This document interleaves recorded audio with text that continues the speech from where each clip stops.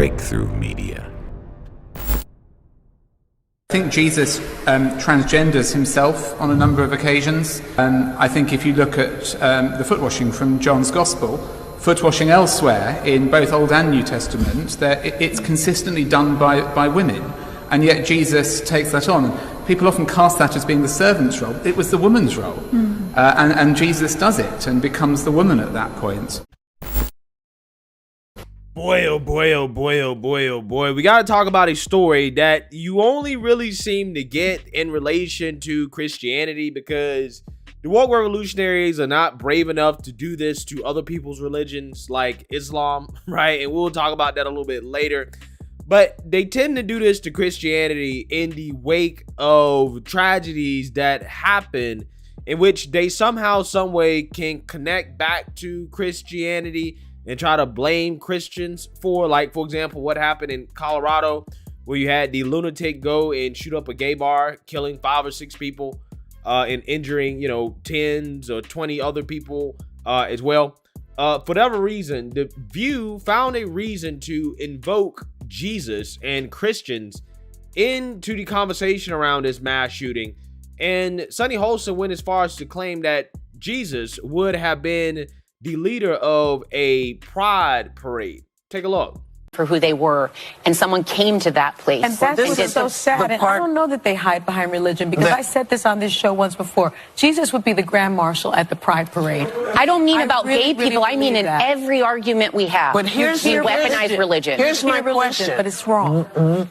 If you're so afraid, why are you going over there? Yeah. If they scare you so much, leave them alone.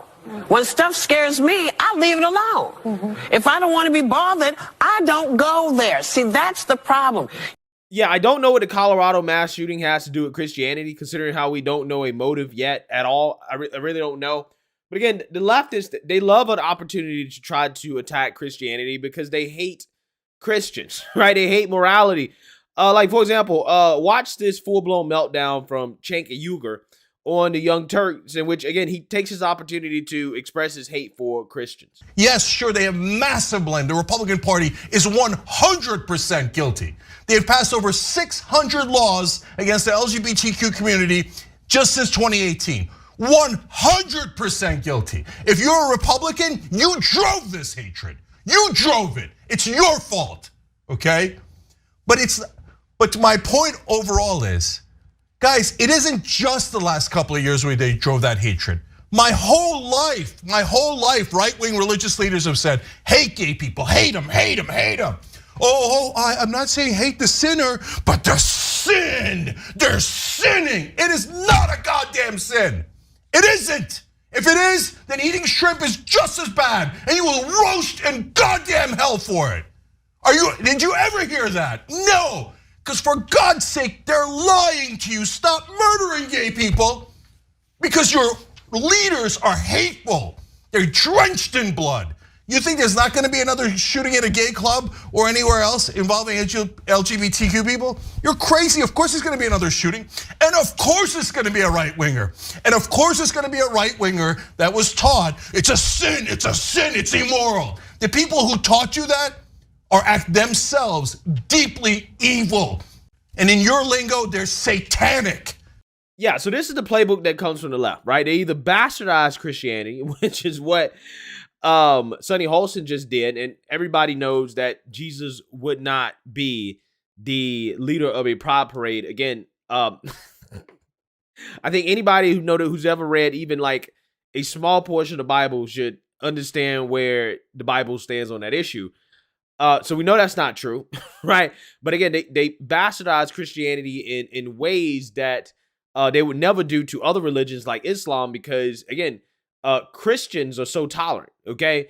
Or they either just blame Christianity, right? Which is what Cenk Uygur is doing there in that little rant that he went on, okay? Even though Christians, I would argue, when we're talking about LGBTQ acceptance, because of how tolerant Christians are, the US is one of the leaders in the world in terms of being some of the safest places for gay people. Again, we're one of the only places in the world, compared to, again, a lot of the world, in which you do have marriage equality, right?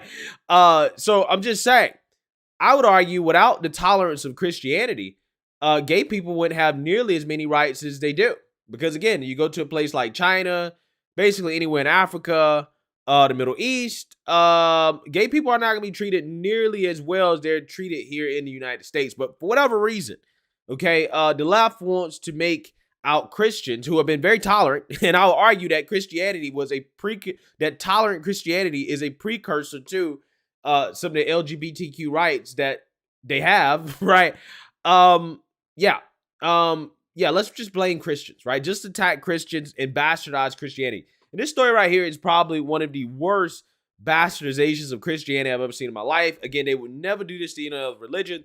As some woke dean, right, at Trinity College says that Jesus Christ could have been transgender for probably the silliest reason I've ever seen in my life. But let's read this, because this honestly, again, if it wasn't so blasphemous, it would be comedy. So let's read here. University of Cambridge Dean Michael Banner has said that it is a legitimate view to believe that Jesus Christ, the Son of God, was actually transgender.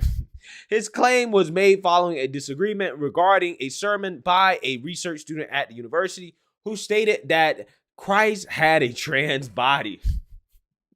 The sermon was given by junior research fellow Joshua Heath at Trinity College last week, the Telegraph reports. Heath's supposition was based on his observation that the Renaissance and medieval paintings showing the wound on Christ's side look like female genitalia. Yeah, so there are 5 holy wounds, right, that were on Jesus, and one of them was in his torso, okay? And the argument is that because in the painting, in the depictions of one of these wounds, it looked like a vagina, therefore Jesus could have been transgender. Bruh, again, I'm sorry about laughing, but this argument is so ridiculous and so silly and so stupid that I can't help but laugh, as blasphemous as it is.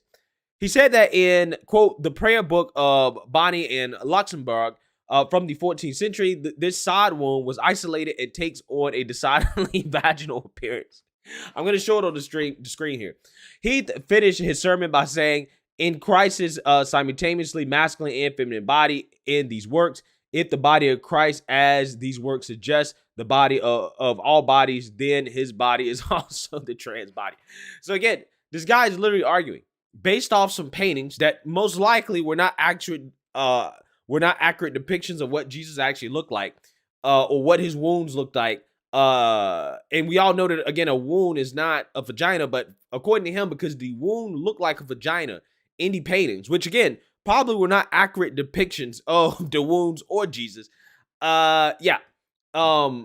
Jesus could have been transgender. Incredible stuff.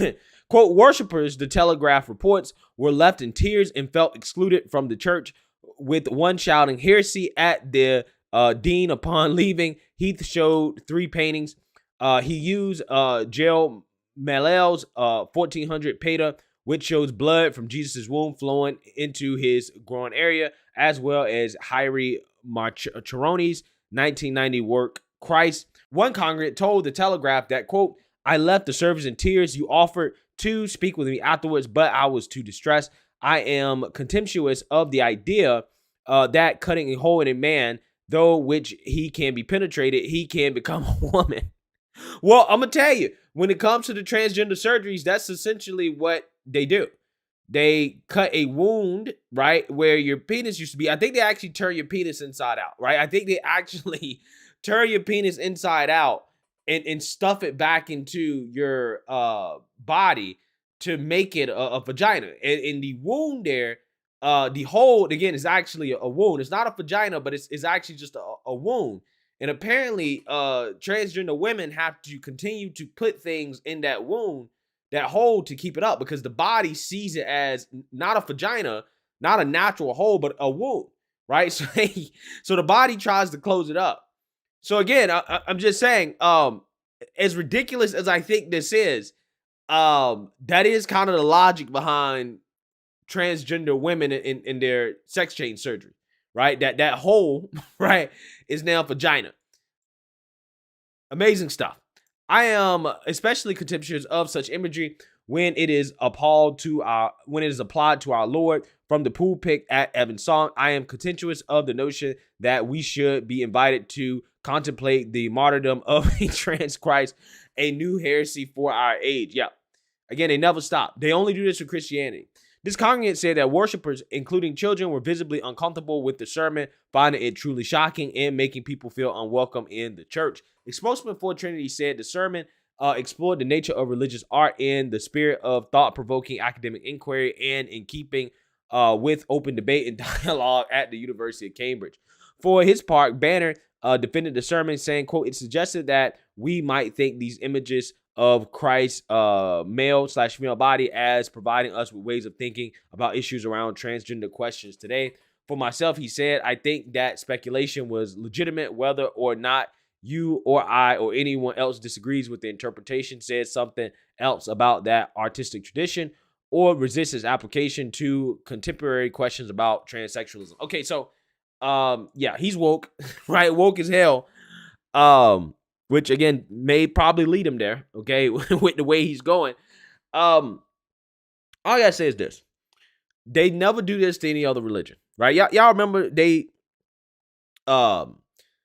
made a painting. I forgot exactly which college it was, but it was a college that took a Jesus painting and made it George Floyd, right? So a painting of Jesus, they made it George Floyd. They depicted George Floyd as Jesus Christ. They do that. But they never do this with any other religion, right? Like, for example, Islam, where if you even draw Muhammad, right, there's going to be some serious consequences. Could you imagine the backlash if these people started coming out here and saying that Muhammad is transgender, right? Like an actual Islamic scholar or imam came out here and said that Muhammad is LGBTQ, right? Like, imagine if they said that, right? I don't think it will go over well for them. And it really does show you how tolerant Christianity is compared to a lot of other religions. When you consider the fact that, again, when it comes to acceptance of gay people in our society and blasphemous stuff like this, it only tends to happen in, Christian countries, Western Christian countries, that is. Let's be more specific. Again, it's amazing how that works, but we're always smeared as, the ones that's spreading hate and bigotry towards gay people, when it seems like the best place to be gay on earth is in a Western Christian country. Kind of funny how that works. I'm just saying.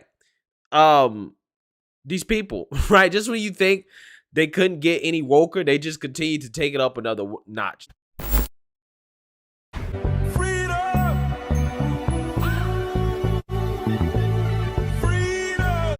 Breakthrough Media.